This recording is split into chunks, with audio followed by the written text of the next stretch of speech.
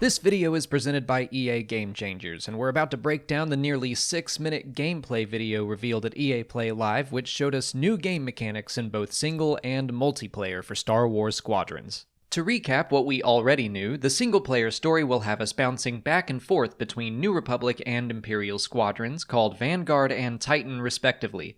It shows us a screen to customize your pilots during this segment, so I think we might actually get to make our own characters for the single-player story. I'm honestly surprised and delighted Lucasfilm went for this, assuming I'm right. It shows a little more flexibility when it comes to canon, which I think should be the case for video games like this. There had better be a mustache available for my pilots, I will throw that out there. Also, it's interesting that it says Imperial and Rebel pilot on the screen, and the insignia hasn't been updated to the New Republic one yet. That could mean the story kicks off with the Battle of Endor or some prior event. But how awesome would it be to get to fly into the second Death Star? We're given our best look at what a ship's panels look like, or at least a TIE fighter's. We can keep track of laser charge, ship status, combat display, power management, speed and throttle, sensors, and components. Laser charge will probably make us be a little more conservative with our shots. The faster you shoot, the weaker your shots will be, but if you're accurate and conservative, it'll take fewer shots to destroy a ship. That's a mechanic that's been in games before. Ship indicator status looks like it shows your ship's health. Combat display will be your targeting computer and looks like it shows your enemy's ship health and distance. Power management shows the balance between what I'm guessing is weapons, engines, and shields. Since TIE fighters don't have shields, they just have engines and weapons, but you can see a third column in Rebel fighters. Your speed indicator and throttle is pretty self-explanatory. It shows how fast you're going. Sensors probably act as your radar or map to show where objectives and enemy ships are. And finally, components show you how many missiles or other consumables you have on your ship. I believe components are what's customizable, but we'll talk about that in a minute. I really like the cockpit design, and I'm honestly impressed that each ship seems to be fairly unique. I think this could be a very difficult game to master, having to adjust where you're looking and what you're doing for every starfighter, but I say, bring it on. That excites me. The next little sequence looks like an Imperial training mission to me. A TIE fighter with locked components seems to be chasing a TIE Advanced from Star Wars Rebels. Maybe there's an instructor in that fighter, or it could be a training drone of some kind. I bet this takes place very early in the game. Next up, part of the story will center around the Nadiri dockyards, where Imperial Star Destroyers are dismantled and rebuilt into New Republic Starhawks. Hera Syndulla appears to be helping out Vanguard. She has been a known ally of the squadron since the first Alphabet Squadron book released last year.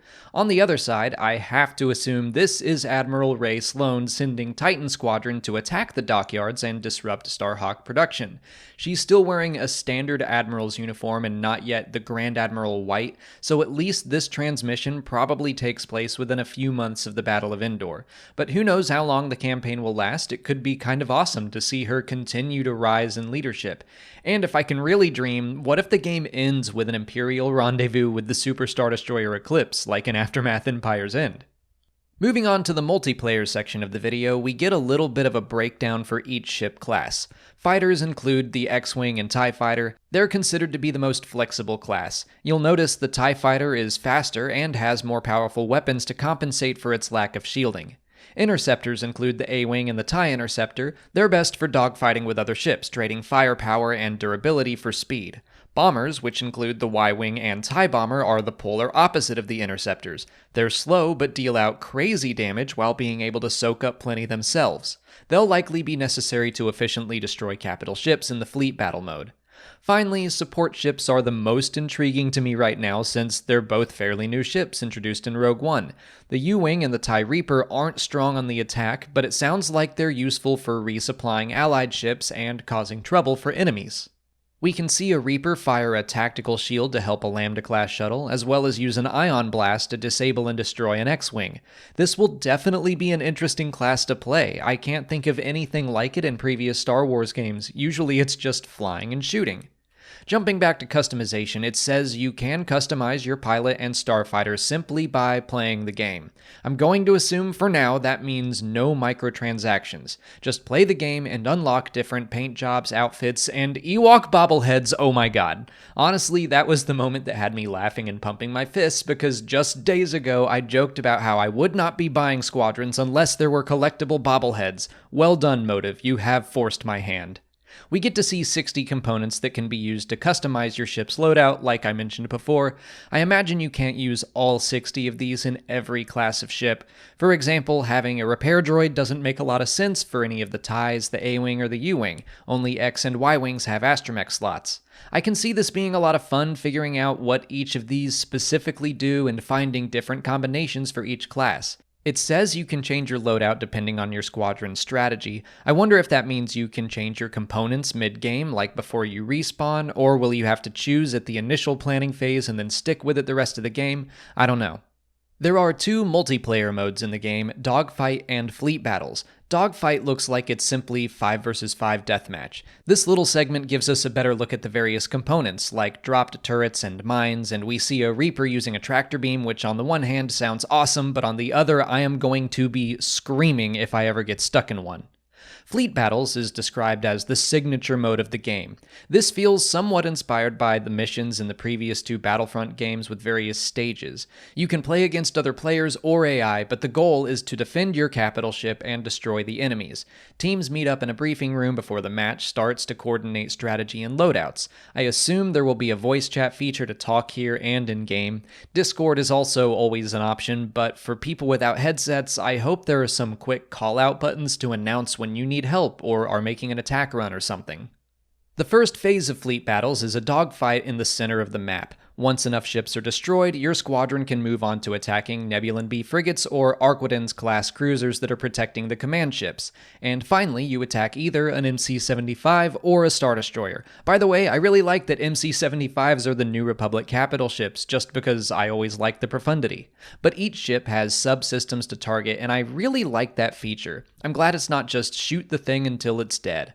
We can go for the shield generators to make our attacks stronger. We can go for targeting systems to ruin the ship's defenses.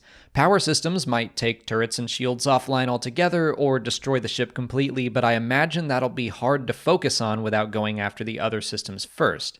I hope there are strategic reasons to focus on each system depending on whatever is going on in each unique game. It's hard to tell, but I think there are AI ships in this mode. I would hope that's the case because 10 total ships in a fleet battle feels small, but looking at the sensors of the ships in play show a lot more than 5 enemies. I like that they straight up say a unified squadron is the key to victory. I am a big fan of team-based games. Left 4 Dead is one of my favorites because if one person is just out for themselves, the entire team suffers. I want to have to feel like my friends and I each have a job to do, whether it's protecting bombers on an attack run or making sure ships are supplied and healthy. I want us to feel like a cohesive unit instead of just a bunch of ships doing their own thing. And that's everything new revealed today, but I still want to just gush over VR. The fact that this whole game is playable in VR is insane to me. I'm a little worried I'm going to get crazy nauseous seeing some of those maneuvers performed. I might straight up fall out of my chair, but the idea that I could be sitting in the cockpit of an X-Wing in a few months is blowing my mind. I cannot wait. This video got me more pumped for Squadrons than the reveal trailer did. I was already excited for the concept, but a lot of the execution is shaping up to be exactly what I want to see, even down to the bobbleheads. Not to be selfish, but the past 2 Star Wars games we've been given are right up my alley. I hope they put out a control scheme or flight manuals or something ahead of the release, because I think this game will be easy to pick up the basics, but difficult to master the details, and I am all about it. Thanks for watching my thoughts on the Star Wars Squadrons gameplay reveal. If you're looking for even more thoughts, make sure to check out our friends Eckert's Ladder, Battlefront Updates, Hello Greedo, Cubs Fan Han, Bombastic, Azertru, Cinematic Captures, and more. I'm sure they all have lots to say that I didn't even think of. If you haven't already, please like this video, subscribe to the channel to keep up to date on Squadrons because I'm going to be covering it a lot. Follow us on Twitter, Instagram, and Facebook, and consider checking out our Patreon page. As always, thanks for watching, and may the Force be with you.